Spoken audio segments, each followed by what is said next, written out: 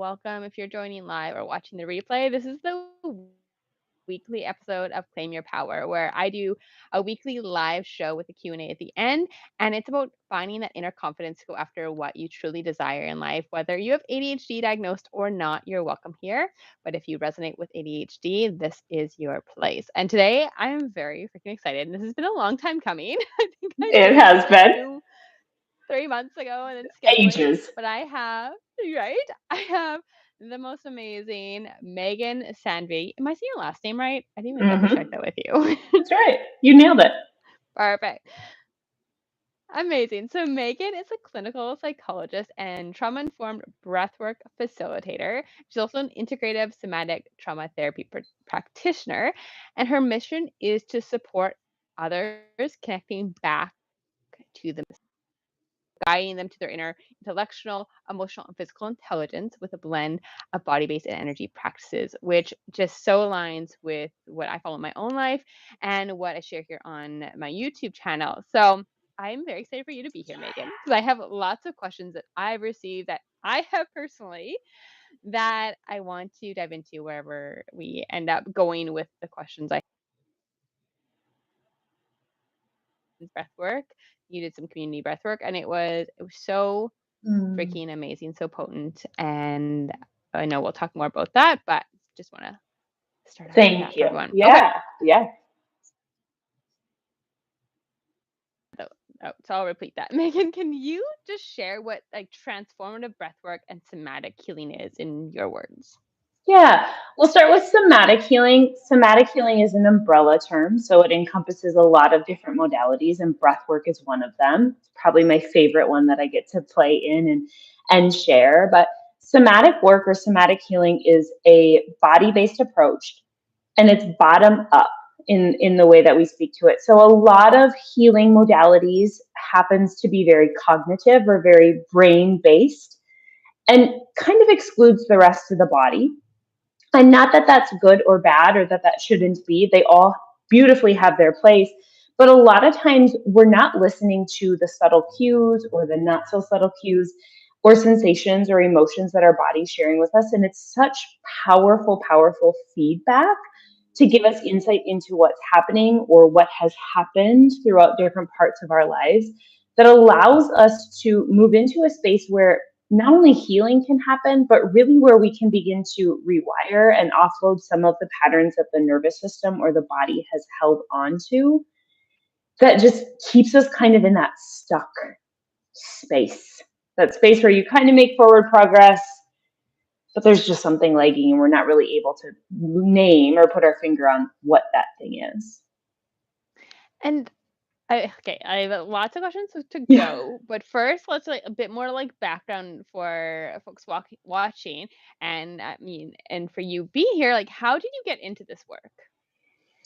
Like most people, right, through self experience and kind of finding. I spent a lot of time playing in the mindset realm of things, which again, fantastic, but I always felt like there was something missing. Like I was missing this piece to it that I didn't really understand what it was, but I kind of thought somebody else might know. I had struggled for many years with disordered eating.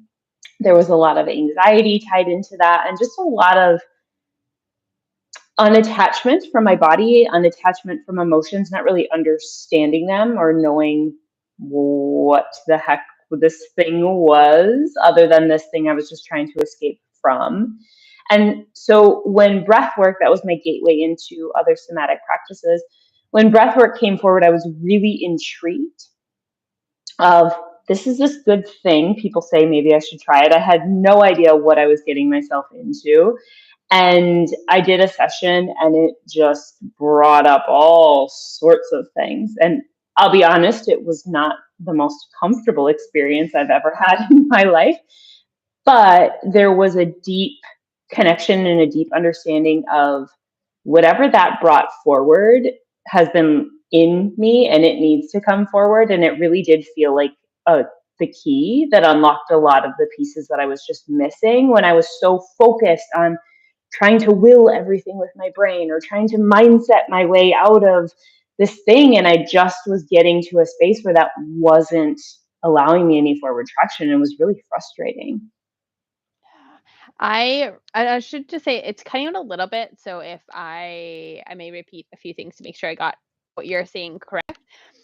What you said is aligns so much with what I experienced, where I remember going through that, I'm gonna say quotes that, like self-development phase on a very cognitive basis. You're like, I'm reading the self-help books, I'm doing all the things, I'm like strengthening my emotional intelligence. You're like, but why is life so freaking hard? Such a struggle. And I'm in this like same patterns and same ruts again and again and again. I don't know if that was true for you as Mhm. well. And Mhm. especially as someone then later diagnosed with ADHD, it seemed like those cycles I was stuck in were just like exacerbated with the ADHD and the anxiety that was linked in with that. And then when I found somatic work, I was like, cool, my mind's blown because now my body, whoa, this is a thing. And when I try to explain it to people, like, okay, like if you know, have never experienced this, it can be so foreign because at the time I didn't even know I had a body I connect with and feel things. So if someone's like brand new to this and has no idea, how do you explain this like connecting to your body essentially? Which I love that question, because that was the part for me that I always would ask about when people would use that language or say that. I'm like, but how? And what do you even mean? Like, I don't, it's still like, it's such a foreign concept, right? Of like, what is this thing? So connecting with your body is just starting to fine tune and notice sensations, whether that's I have a stomach ache, or whether that's I'm tired, or there's this fluttering that's happening around my breastbone, or I have a cramp in my foot. Whatever it is, it's just starting to tune in and get curious about what are the sensations physically or emotionally that your body is sharing with you. And sometimes they're very subtle, and sometimes they're not so subtle.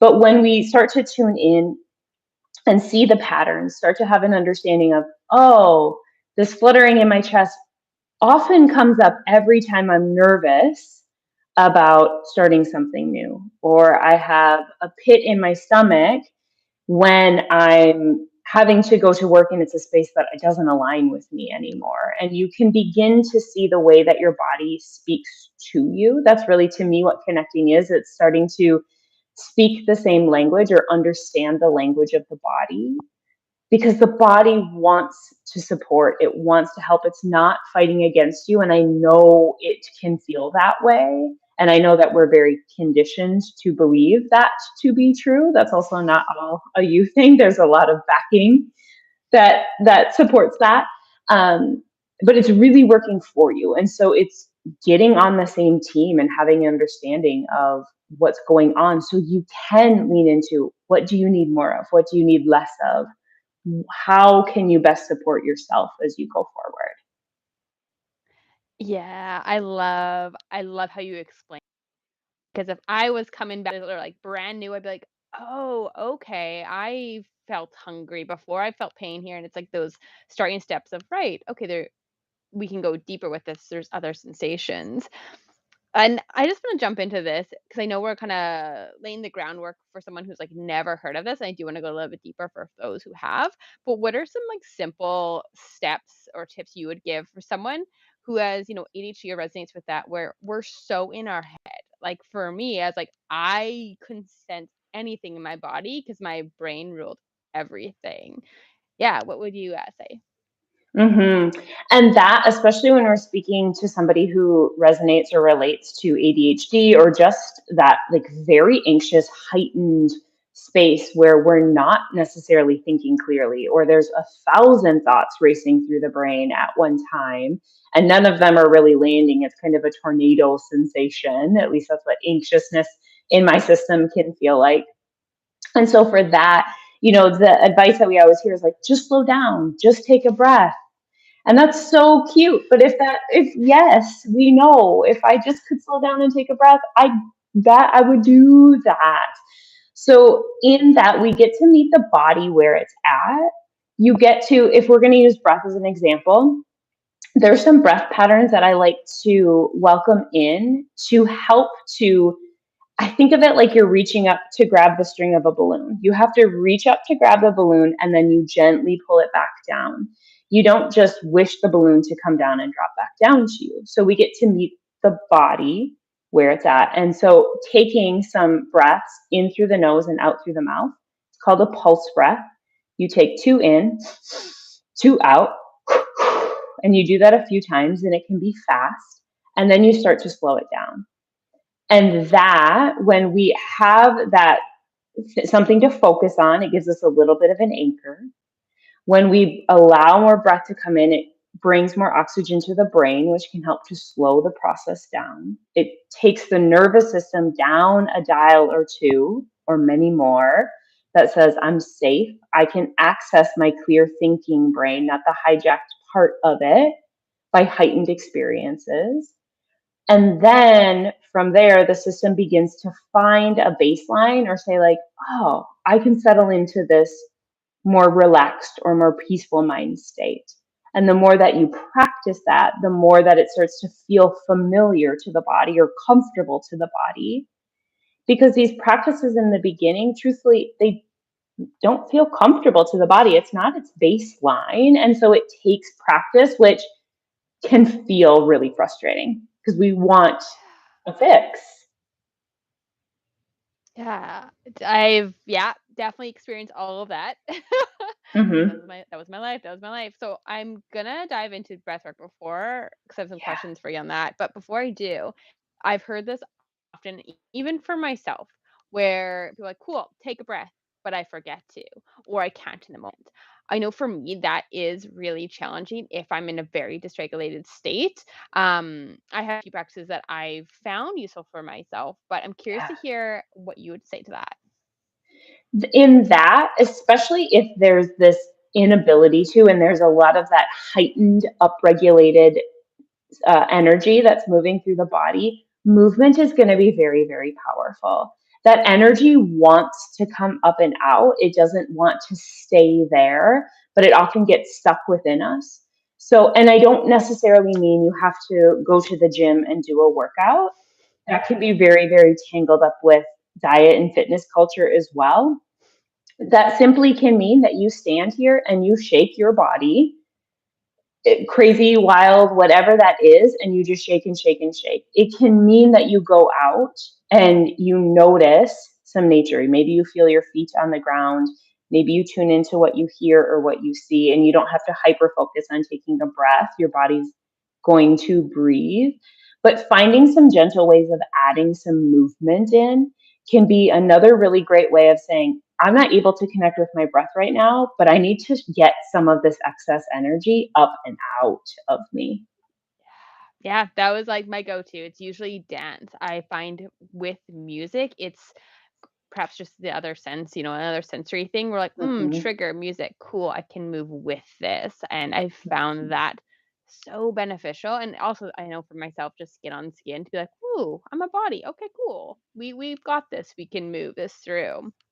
And if you are someone with ADHD and that restlessness, it's also what I have personally found, it's moving intentionally, like, I'm choosing to move versus, like, I'm reacting and, like, out of control, if I don't know if that resonates with Mhm. yourself or if you've heard that. Mhm.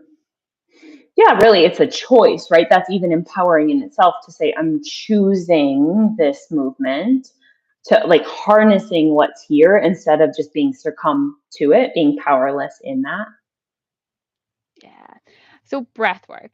I have taken breath work like classes like where it's led by practitioners such as yourself for the last couple of years for my own healing, and I found just such a transformation. And when I describe it to people, 'cause I'm not educated as definitely as much as you are in breath work, which is a participant, I don't always know how to explain what I'm feeling to people. So how, like, say someone does a breathwork session, like a guided breathwork, how does that help, say, your ADHD or mental illness? Mhm. there's so many parts to this. So I will dial in. Like we could go forever and ever and ever. But if we look at we'll kind of take it in two lanes. We'll take it from the space of really being a little bit more dialed in from a science aspect, and then just being a little bit more broad about it. So depending on where you kind of fit in that spectrum, you might find something that lands for you. When we think of breath work and how it impacts our nervous system, or how it helps to regulate our system, we think of our brain stem, the back of our brain, our reptilian brain, which is here to keep us safe. It's going to be on alert. That's its job, here to keep you safe and keep you going. When we build up from the brainstem, we have our amygdala, or our emotional center. And a lot of times, if that brainstem is saying it's not safe, that emotional center is going to feel a little hijacked. The emotions might not be synced. They might be a little disorganized, or it might be pretty messy. You might have so many emotions that it feels too much that you begin to shut down, or you might get hyper focused on one or two emotions. And from your emotional center, we move to our cerebral cortex, which is our critical thinking brain. But if anywhere down in the chain, there's some dysregulation, that critical thinking brain is not going to come online like we want it to. When we're in heightened states, we don't think clearly. The body does not care about clear thinking thoughts. It's here to keep us alive and keep us safe. And so what happens when we welcome in breathwork, sustained patterns, doing one pattern repeatedly for a minute, 8, 10, 12, 20, whatever space feels good to you, it starts to tell that brainstem, hey, you couldn't take a full breath if you weren't safe. You're safe here. That starts to calm down and say, we're good. Our emotions can come online. Our memories can come online in more a succinct, calm way. And we can be in a critical thinking space. And in a critical thinking space that is clear and concise and not foggy or not chaotic. And so that in itself is the way, just from a very, very simplified science space and from a nervous system aspect, how breath work can help in those circumstances. And that, if you resonate with ADHD, or you're stressed out, or for whatever reason, you're not in the most clear thinking state of being, breath work can come and support that space. I love that. That was a beautiful overview. So Yeah. thank you. Yeah, you're Let's welcome. continue. If there's anything else to add to that's coming up for you. I think that we'll leave it there, right? That's good. I think that there's a lot of other spaces too. It calms your nervous system down. So just thinking about it, moves it from that heightened state to a calm state. And in that calm state, then the other systems can begin to calm as well. So really that nervous system is a critical key in staying in a fight or flight or a more heightened emotional state versus a rest or a digest or just a space of ease or presence. Yeah. Is it something then for breathwork, say like a guided session, that you should do on a regular basis, whether you're currently stressed or not, or something you should do when, in the moment you're stressed, and maybe a mix of both? Definitely a mix of both. A mix of both because, one, we know when we're stressed and when we're experiencing, if we welcome in the breath in a way that feels okay to you, supportive to you, it is the fastest way to turn the system down a little bit and to find some regulation. Really does come with the breath, even though it can feel challenging to find at times. So in those heightened moments, it's really supportive. But what we do when we do sessions when we maybe aren't feeling as heightened, or we're just feeling a little neutral, is it's reminding the body, this is safe to be here. I remember this process. The body likes its routines. It likes to lean into what it knows. So if we think about what it knows more is some calm, some ease, some expression with breath work, it can find that faster and a little smoother when we're really heightened and when we need it the most. There's a lot of other things that can come forward with that, for just health benefits and all of these pieces, but we build our toolbox not always when we're heightened, so we can use it when we're not in that clear thinking space. Yeah. And just a little add on, and I'll get your input on this too, because I'd love to hear Yeah. from you. When I speak or coach and speak on ADHD, it's often like we're always this dysregulated state. I shouldn't say always, but that is where we're like, "Ooh, gotta operate from here." I'm like super restless. I Hmm. can't focus. I can't find clarity. And every time I've regulated the nervous system, it's like, "Oh, okay, I can focus on the task. I can find clarity. I can intentionally choose what I want to do and actually follow through with it." In your practice, in both your coaching and perhaps the work you've done before your coaching, did you notice that correlation if you work with folks with, attention deficits, whether ADHD or not, that it did help with focus and clarity and attention? Again, breath or body-based approaches, we'll use breath because it's more accessible to people, right? We all know how to breathe and we can find that in ways. So breath is not only the fastest way to help us mitigate a heightened state, but it also brings us into presence. We can't breathe into what's coming up and we don't breathe into what was. It is really an anchor into present moment. And so that in itself of just dropping right here, right now, and noticing and allowing there to be a slowing down. I love that you named that when that feels like there's dysregulation or there feels like there's such high intense energy, that slowing down helps to give us a little bit of space between me and what I'm thinking or feeling, me and what I'm noticing. So there is room to choose. There is room to think about what comes next instead of just a quick reaction constantly to whatever is right there. Yeah. This is like how you explain. I know it was a very like overview was so beautiful 'cause like how this made sense in my own mind was that I was doing breath work, say maybe once a month and every second week for like an hour guided session. And it's like, oh, this was just like really lovely. Like I would get some really big intuitive downloads, which I do want to go into. Hmm. And I'd feel really good after, have some clarity and focus. And but if I track my time frame from like 2 years ago ish when I started that to now, and a lot of other things were at play, I was like, whoa, everything is completely different in my life. Like I am in a regulated state, like primarily. Like it's weird that I would ever be dysregulated. And if I am, I can get back to being regulated quite quickly. And when after you said that, I was like, "Oh, of course, it's because of this continual practice that just compounded over time." And then all the little things I would do on a daily basis, like movement and, fueling my body, getting good sleep, and those things just, I imagine, supported all of that. Hmm. Well, and when there is more regulation and there is space, you have room to make choices. You have room to say, I moved some of that energy. I can actually sleep tonight. You have room to say, I'm going to pick something that feels nourishing to me because I'm not looking for that dopamine hit, because I'm not looking to soothe or suppress with food, or just because I'm scattered and this is here. So great. I've been 6 hours and I haven't eaten because I've been all over the place.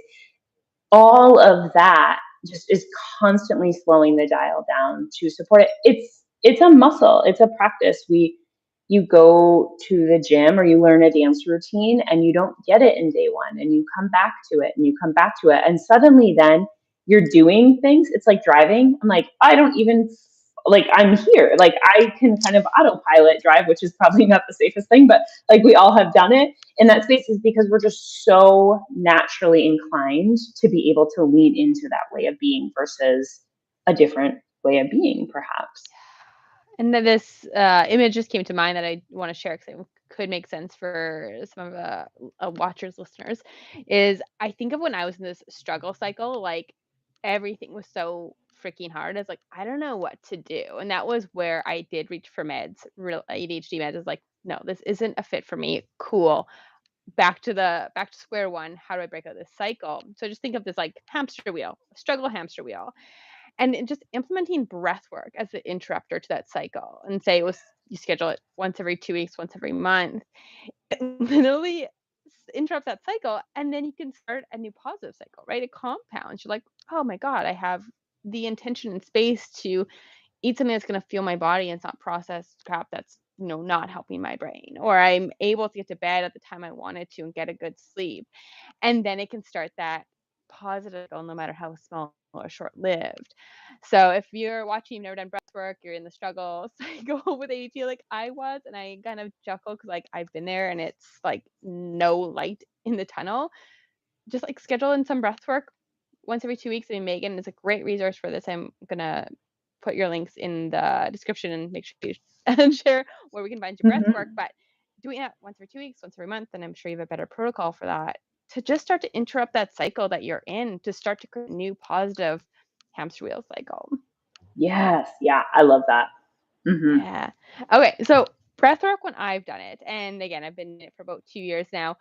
I freaking love it because I get so connected to my body and to my intuition and like this higher self.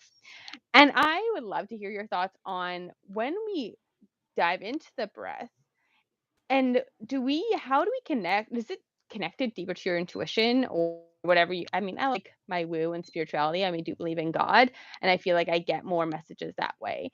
So I'd love to hear your thoughts on that, whatever you like to share. Mm-hmm.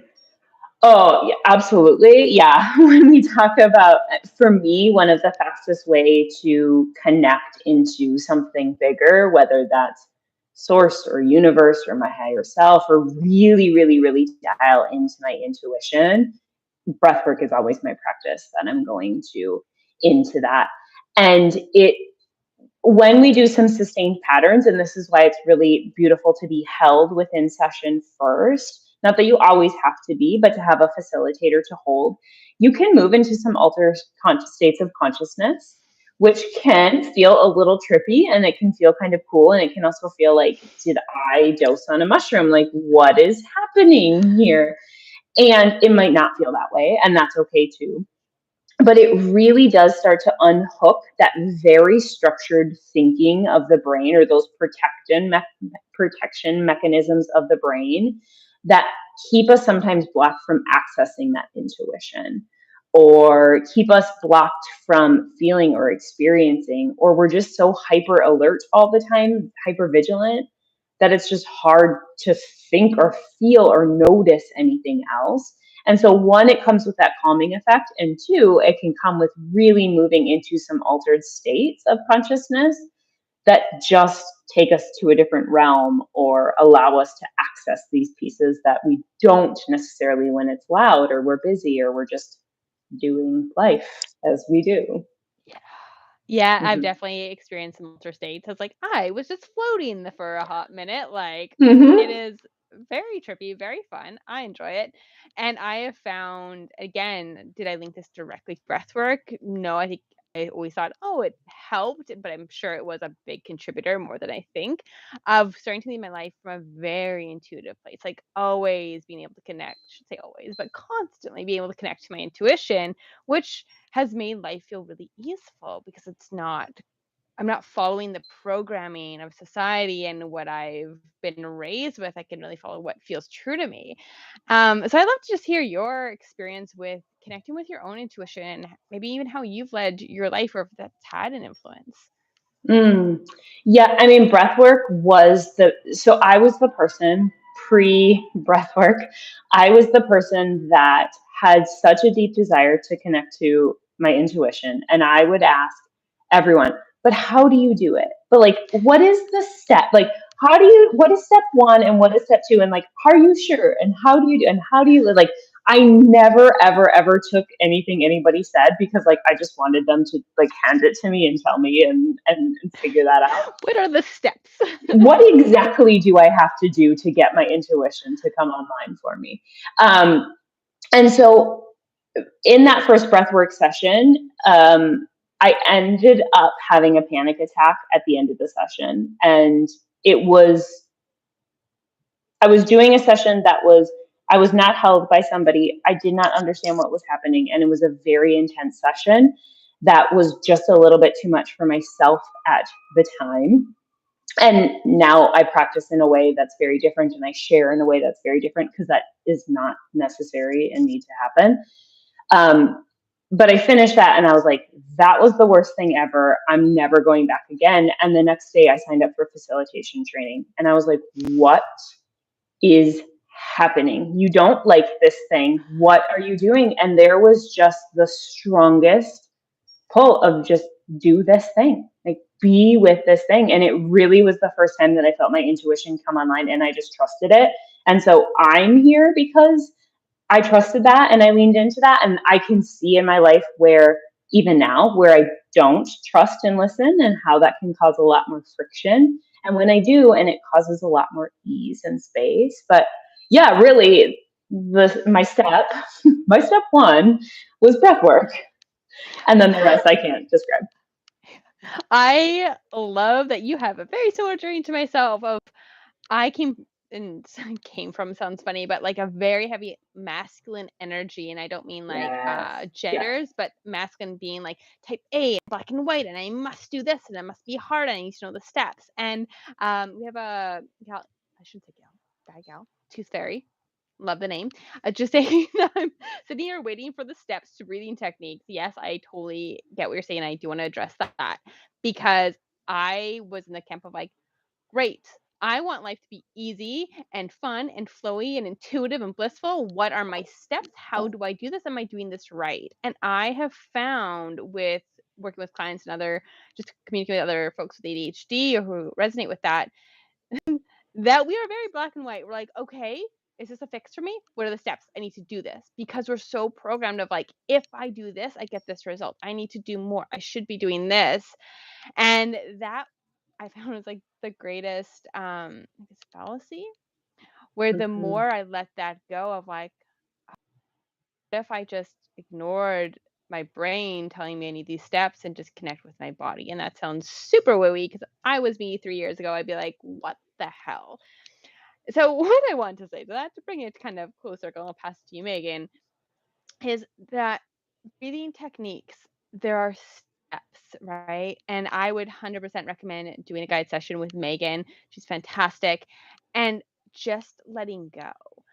That's been a huge thing for me of like, I don't need to hold onto the steering wheel right now. I'm in a guided breathing session. I just need to follow. And when I first started, I was like, this needs to be intense. It needs to be hard for me to do perfect. And I've let that go every session. I let it go a little bit more, a little bit more, a little bit more, and just trust that my body will do what it needs to do. And again, it's a learning process, but use the following or taking a guided session, it's that beautiful space, like you said, you're being held that, and like not necessarily physically, but like figuratively. Sometimes, but yes. Yeah, exactly. It can be physical if you're there or virtual. I love doing virtual so I can be in my own space of you can just let go. And then your body and your intuition can take over and it gives it space. And that's like this new learning process of wow, I can tap out of my mind and into my body. And I want to pass to you, Megan, if you have anything to say or to expand on that. Yeah, I think that's one of the really beautiful pieces about support and about co-regulation is especially when we are very programmed to be in a hypermasculine state in a way of like, I got this, I don't need anybody, I can do this thing. We lose that ability to be supported. You don't have to hold yourself in that experience.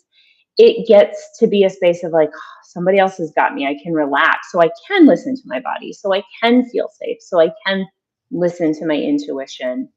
And the other parts of that comes with that is the training that I use and the way that I practice is with a trauma informed lens.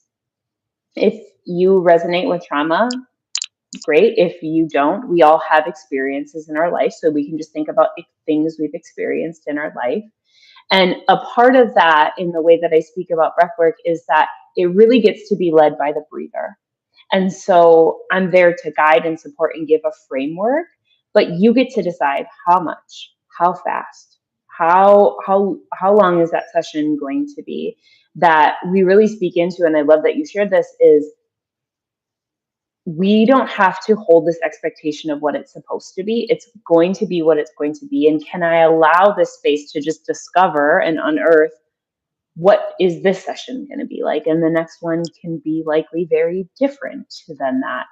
But that permissioning it was very supportive for me when I was on my journey of like, oh, it doesn't have to look like this. I don't have to keep that pace. Or if this doesn't feel good to me, I get to say what does. And I get to choose the thing that feels really supportive to me instead of trying to keep pace with a breath pattern or with the music or with any part that just doesn't feel good.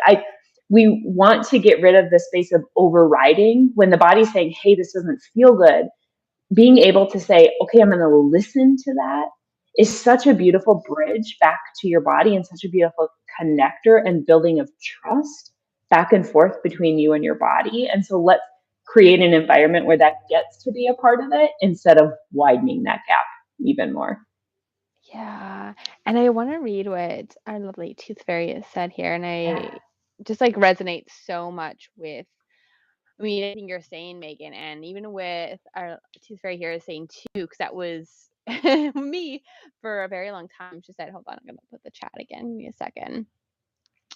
That, yeah, we try so hard to meet expectations in life that what is therapeutic for us is to just let ourselves exist in a space free of Mm. expectation. Yeah. And I mean, we're humans. This is human nature, of course. We're in a society and we live lives based on programming and the shoulds. And to let that all go, it's not just an overnight thing, but it's a practice and it's something I learned. Like unlearning what you've learned and finding what feels true and authentic to you.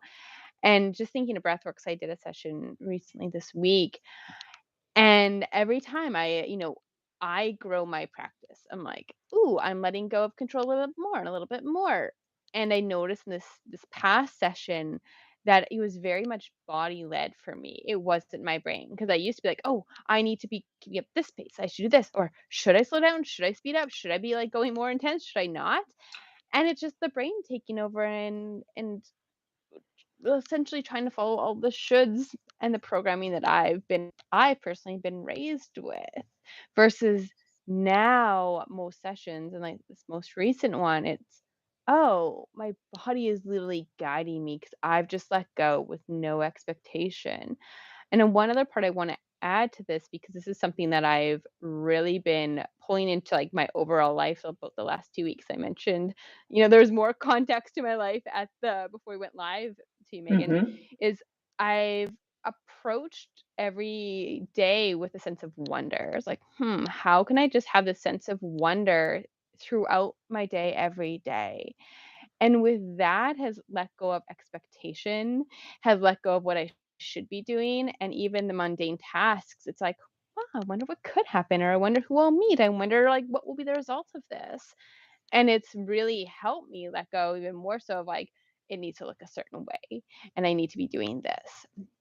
So I encourage if Mm-hmm. you're watching like to see how can you infuse wonder into your day, but even if you do a breathwork session, just wonder, what will come from this? How will I feel? I wonder.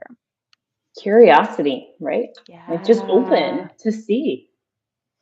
Yeah, definitely. Also, Tooth Fairy says breathwork seems like it's not demanding physical, but has a great physical benefit. Oh, sorry. The comment like vanishes halfway through. So let me Vanish really open quick. again. Yeah. It's great physical benefit. So it's for great introductory activity for someone who's struggling with or getting started, if I'm reading that correctly. Yeah. So if someone's never done breathwork, can they just join a session? Absolutely.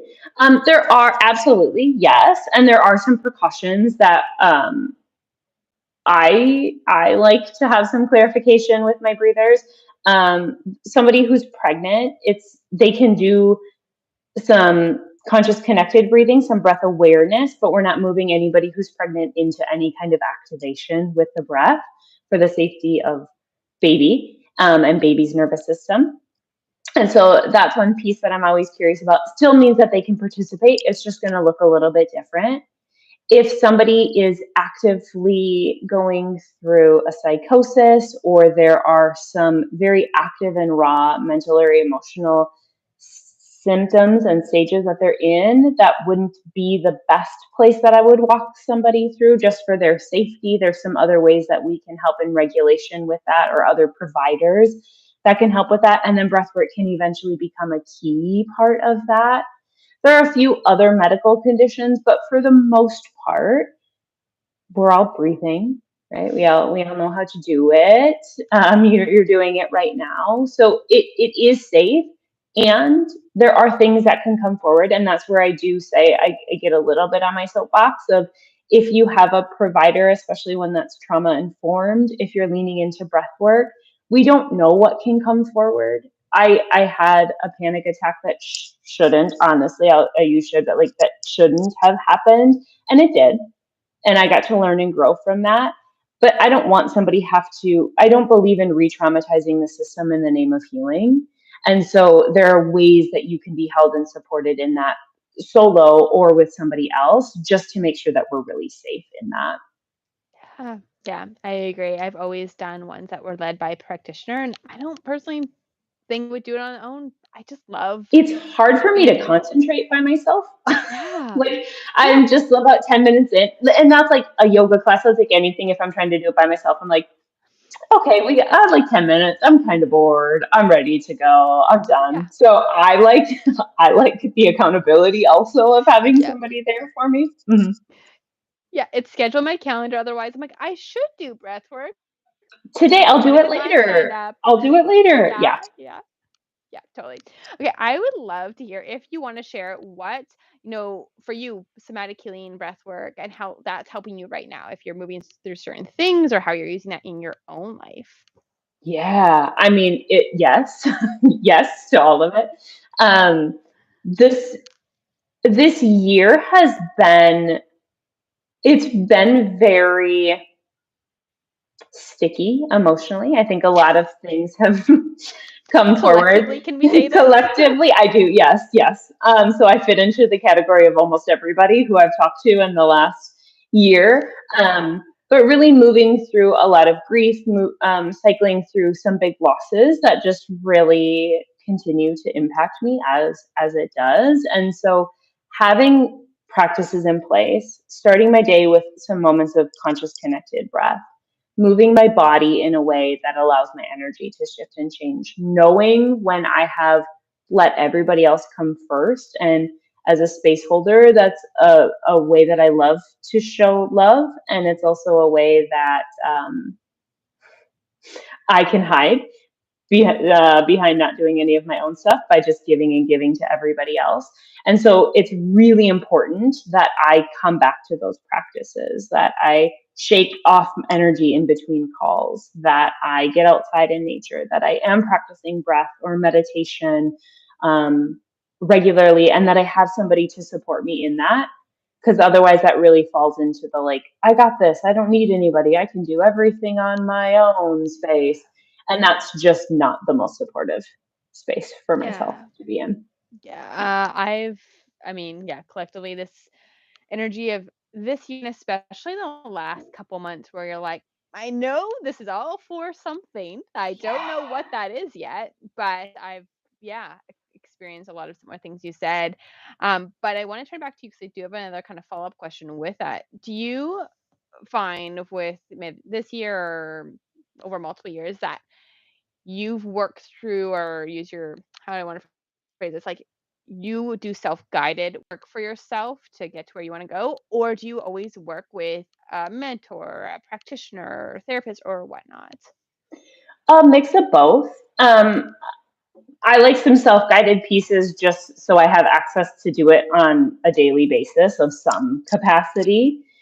But I do really have some facilitators and practitioners that I connect with and that I've found. And that feels like the most supportive environment to me, especially if I'm really stuck, because it's hard for me to see out of that. It's hard for me to hold the vision or hold the vibration of the place that I'm moving towards when I'm very, very, very deeply in it.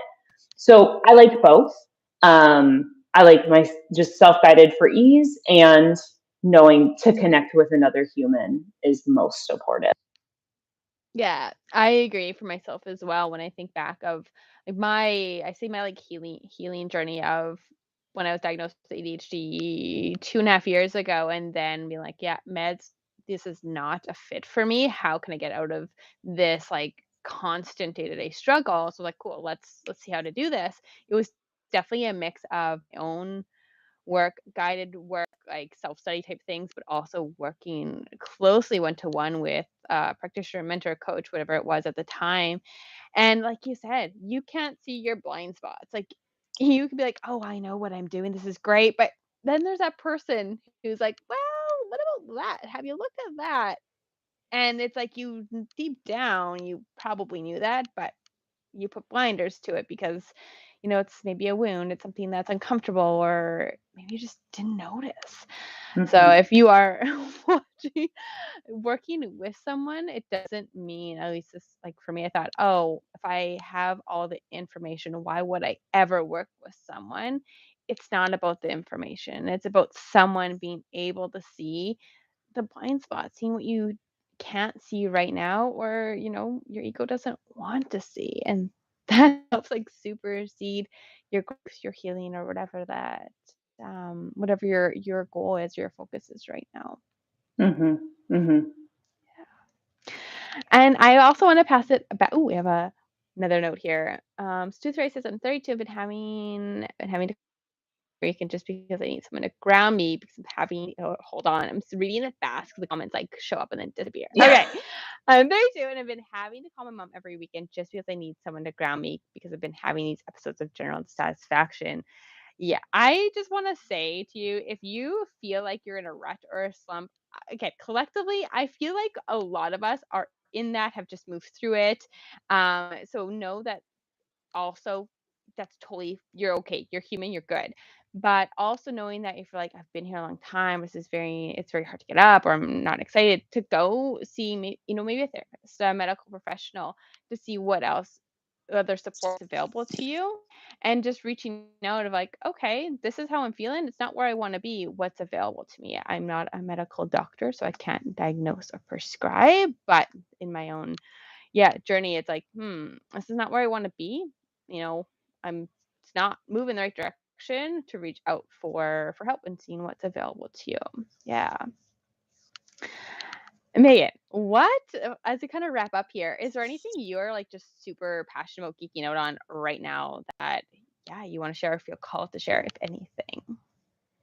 Oh, yeah. I have been diving deeply, deeply, deeply into research myself and what is out there, and really finding ways to add cyclical living in breathwork and cyclical living in together. So, tuning into your cycle, whether that's the moon or the seasons or your menstrual cycle, and not only how you eat and move and work in that, but how you can add breath work and somatic practices into that space as well. And that's been really, really fun for me to be in. Okay. Yeah. I love this. Only like recently I've started to also get this like intuitive ping of like, ooh, I want to also dive into that. I'm so new to this, but I'm fascinated. How are you going about this? Are you going to be coaching on this as well? And tell me a little bit more. Yeah, I would love to do some coaching in a space and just really implementing all of the pieces, because cyclical living is so amazing, but it's so vast. It's just so much. And so, again, just having somebody to help streamline that process a little bit. And yeah, weaving it into this is what I'm leaning into. I love it. It's funny you did mention this because it's probably a couple of days ago. And when you just have like that realization, you're like, I guess I always knew this, but it's when it comes in heavy and strong, where I thought I was regressing in all this, like, inner work I was doing, and like the somatic work and the nervous system regulation. I was like, oh my God, I feel like I'm back where I started. Old patterns are coming up. And then I was like, "Wait a second, no, this is just this different season. I am where I am. I'm not regressing. It's just this different season that different things are triggering me, or I need a different modality to approach these things with." And giving myself the grace of like, just a different season. We just need to look at it a little differently. So Hmm. cyclical things, Hmm. yeah, Yeah. I think gives us a lot of permission. Okay.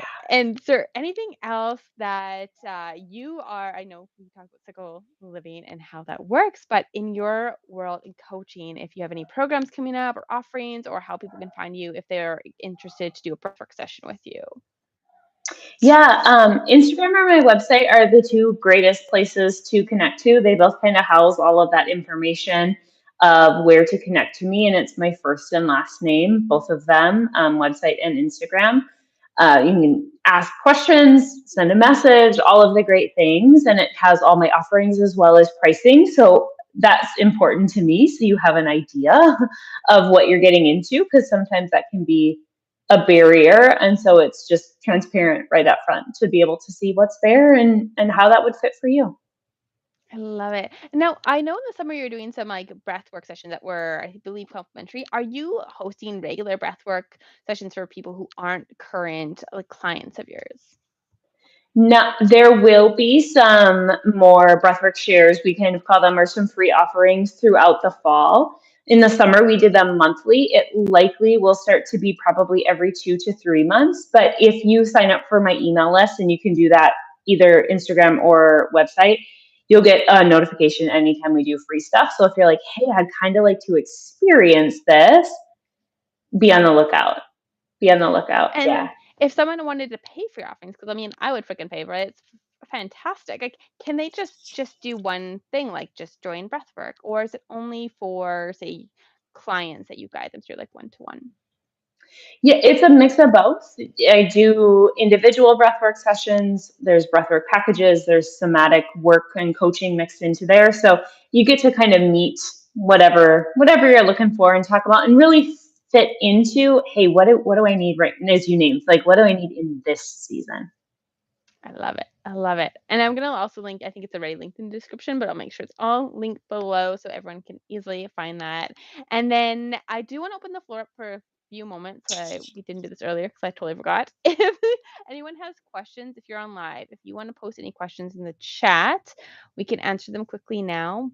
But if you post them after, I will, and if Megan wants to as well, we can type you a response after. So we'll just give it another moment to see if there's any Yeah. questions here. Um, I will just read what Lovely Tooth Fairy said, that she's excited to explore more on the topic of the cyclical kind of cycles, and that she was thanks us very much for sharing our experiences that were very relatable. So I'm glad you found this valuable, Tooth Fairy. I've in my business, and I'm sure for you as well, Megan, it's to be very authentic, to share what we've moved through, or myself, and I know Megan has shared some stuff about her life in to help you. So my business is very much based on being relatable and authentic. We have another moment. Any has questions, and then yeah, if you're watching the replay, feel free to drop your questions in the comment box, and myself and or Megan will get back to you. Okay, this has been amazing. Again, long time coming, so I'm glad it finally worked out for both of us today. And thank you again, Megan, for coming on. And I will leave it at that. And have a wonderful evening, everyone. And take care. We'll see you all next week.